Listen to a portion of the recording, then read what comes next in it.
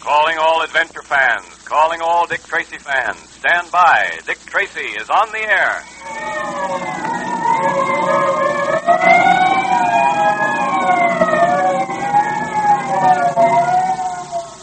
Now, the makers of Quaker Puffed Wheat and Quaker Puffed Rice, those two specially delicious quick energy cereals that are shot from guns, bring you another thrilling Dick Tracy adventure. Are you good at games, one of the best in your crowd? Or do you get left out of a lot of fun because you can't keep up with the rest of the crowd? Well, Dick Tracy wants you to be one of the best, one of those lucky boys or girls who's just as alive with trigger-fast energy as Dick Tracy is himself. And I know you want to be, too. And that's why you always hear the big guns on these thrilling Dick Tracy programs.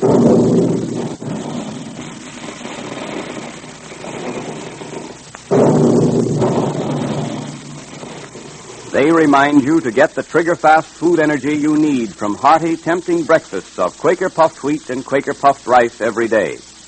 Those two delicious cereals really are shot from big guns, not just to make them look different and taste better than ordinary cereals, but to make them specially easy to digest, so that thousands of active boys and girls and grown-ups get lots of trigger-fast food energy every day in breakfast that tastes extra good. And remember, Mother's always glad, and so is Dad, when there's a big dish of crisp, delicious Quaker Puffed Wheat or Quaker Puffed Rice for breakfast. So be sure to ask Mother to get some for all of you from the grocer. Yesterday, we heard how Junior had been taken prisoner by the Mogul and Dryden Small, members of the Society of Art Thieves. Junior communicated with Dick Tracy through the special code. Tracy and his men arrived at the scene where Junior was held captive. But another person arrived first, a man wearing a large black hat and a large black cape with which he covered his face. This unknown person freed Junior and assured him that his only desire was to help him and Tracy. You're free to go. Now I must leave you. Say, wait a minute. Dick will want to thank you for what you've done. Don't go. No, I must. The police mustn't find me here, especially Dick Tracy. I don't understand. You've done me a good turn. Why should you be afraid of the police? And who are you? I go as mysteriously as I came. Think of me as the unknown. Gosh, now I wonder who he was. The unknown, he called himself. Well, anyway, he helped me. If it hadn't been for him, I'd still be tied and gagged. He must be all right. Oh, gosh, they're looking for me. I gotta get out into the street.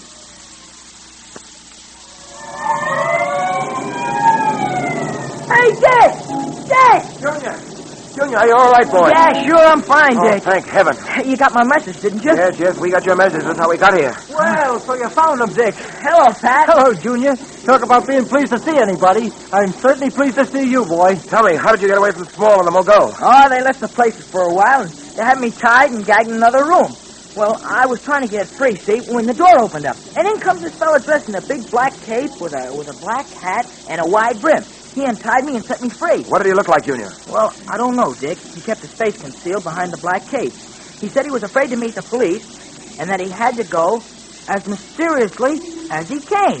Those are his exact words. And he also said we could call him the Unknown. The Unknown? Uh-huh. Does it make sense to you, Dick?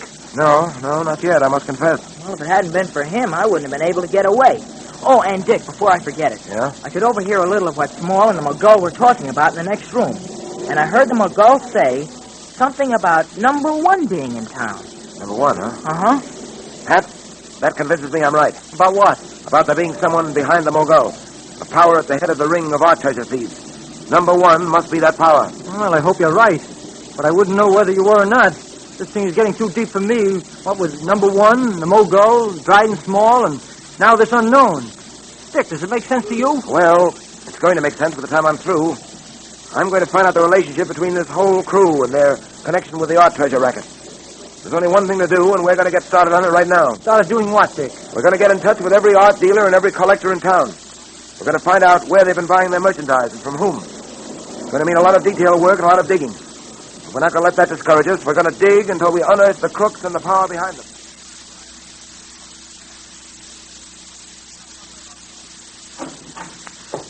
Hello, Pat. Hi. Any messages? No, none at all. Where were you today? Well, I've spent the day talking with art dealers and wealthy collectors. Those I could get to see, anyway. Pick up any helpful information? No, not yet, Pat. But I'm hoping to. It'll take a little time, of course. We'll have to examine a mass of data and go through a great many records. I had a very interesting interview with Mirzo Bredwick. Mirzo Bredwick? With a name like that, he ought to be interesting. Who is he? Mirzo Bredwick, Pat, is one of the world's leading recognized authorities on art. He's not only an authority on original works of art, but he possesses a remarkable knowledge of imitations that have been made and sold in the past few years. He promised to let me have a look at his files and to offer me his full cooperation. His assistance ought to prove invaluable. Oh, I should think it would. Any further reports on the Mogul and Dryden Small? No, some of the boys waited for them for several hours near the house in which they kept Junior, but they didn't show up.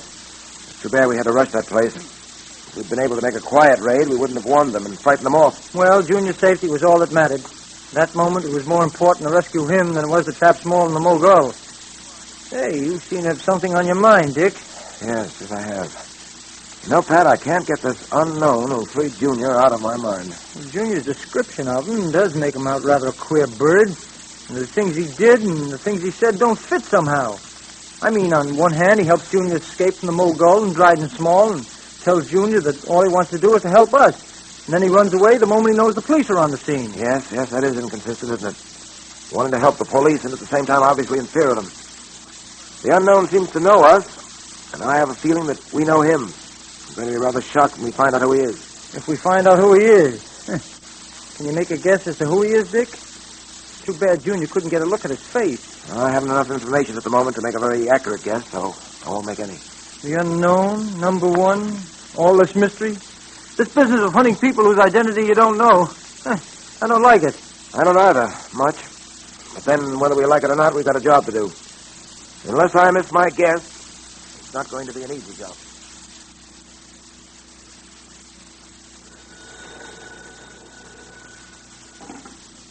Hello?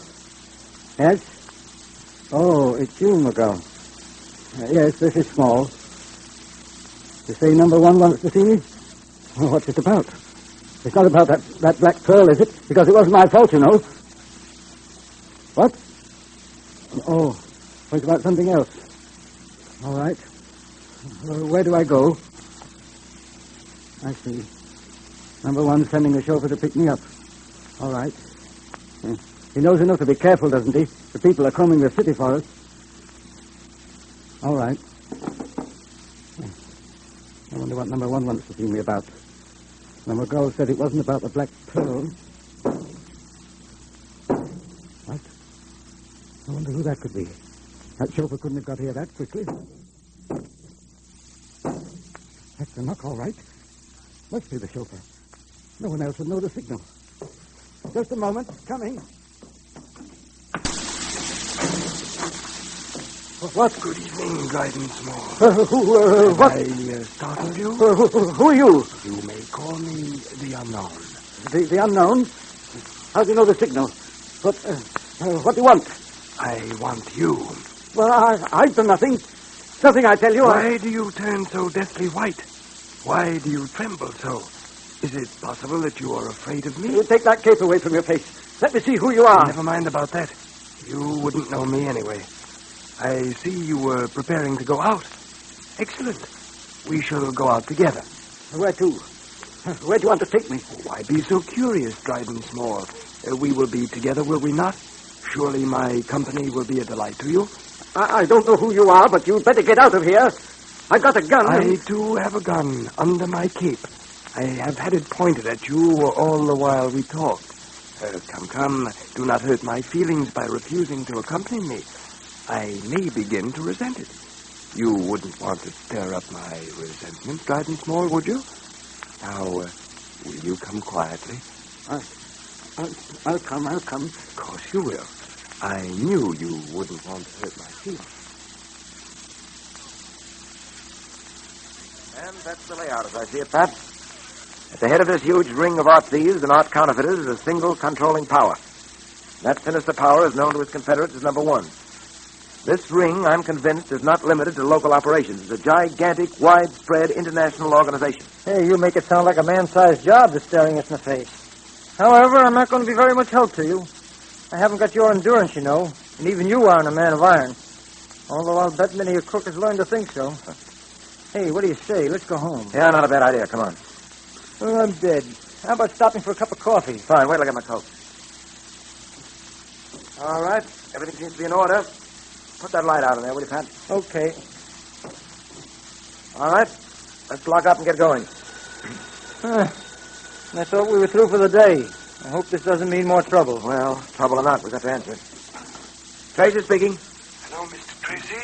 I'm glad I caught you at your office. Who is this? What can I do for you? This is the unknown, Mr. Tracy. Oh. Well, I'm indebted to you, I believe, for what you did last night for my ward, Dick Tracy, Jr. Not at all. It was a great pleasure to me. I called to tell you that it would be best if you went to your home as quickly as possible. My home? But... There's a surprise waiting for you there. That's all I can say at this time. Goodbye. Who was that? The unknown. Come on, Pat, come on. We've got to get to the apartment as quickly as possible.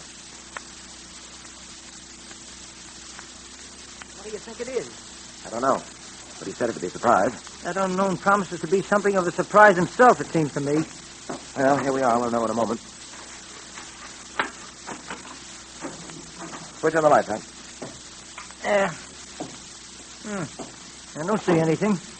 No, nothing in here. Try the bedroom. Not a thing. Can't understand this. He said... Wait a minute. What was that? Dick, there's someone in that closet. We'll soon know who or what it is. Small. Dried and small, bound and gagged. Yes. There's a note pinned to his coat. What's it say? It says, Pat, with the compliments of the unknown. Who is the unknown? Do you know? And why does he help the police and yet run away from them? Who is number one? There are a lot of things we don't know yet. But now let's stand by for your Dick Tracy Secret Service Patrol meeting, brought to you again by the makers of Quaker Puffed Wheat and Quaker Puffed Rice, those delicious cereals that are shot from guns to give you quick energy like Dick Tracy. All right, Junior. The meeting will now come to order, patrol members. And the first thing I want to say is this. If you haven't sent for your Dick Tracy secret ring yet, do it right away before they're all gone. If you could see the way the letters are pouring in for those secret rings, you would be amazed. And if you see some other boy or girl wearing a Dick Tracy secret ring and then can't get one because they're all gone, you'll be mighty sorry. It's really a beautiful ring, too. Your friends certainly envy you when you wear it. It's plated with 14-karat gold, and the big, handsome signet with Dick Tracy's picture on it is really a secret compartment for carrying secret messages and notes. That's where Dick kept the Pearl of Osiris. And I'll bet that's where you keep your girl's picture, Junior. Oh, I haven't got a girl. Well, that's too bad, because lots of boys do have a girl, and because now you could tell her how to get one of those smart new Dick Tracy bangle bracelets. Yes, sir. I could help her get a Dick Tracy secret ring and a Dick Tracy bracelet, too. Well, then it's too bad you're such a confirmed bachelor, Junior. Think what some girl is missing. Oh, I don't know. Thousands of girls and boys are getting their swell Dick Tracy secret ring or Dick Tracy bangle bracelets free. You're right. Now, here's all you do, boys and girls. Just tear the tops off 5 packages of Quaker Puffed Wheat or Quaker Puffed Rice as soon as they're empty, and mail the 5 box tops to Dick Tracy, Box L, Chicago, for either the secret ring or the bangle bracelet.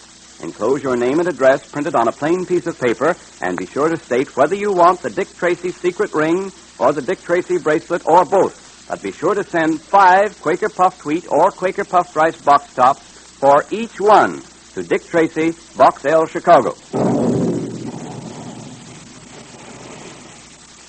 Those big guns are busy making delicious, nourishing Quaker Puffed Wheat and Quaker Puffed Rice for you. Eat some every day and send your box tops right away. Look for the store that displays the Dick Tracy headquarters sign. Ask Mother to get you some Quaker Puffed Wheat and Quaker Puffed Rice from the grocer.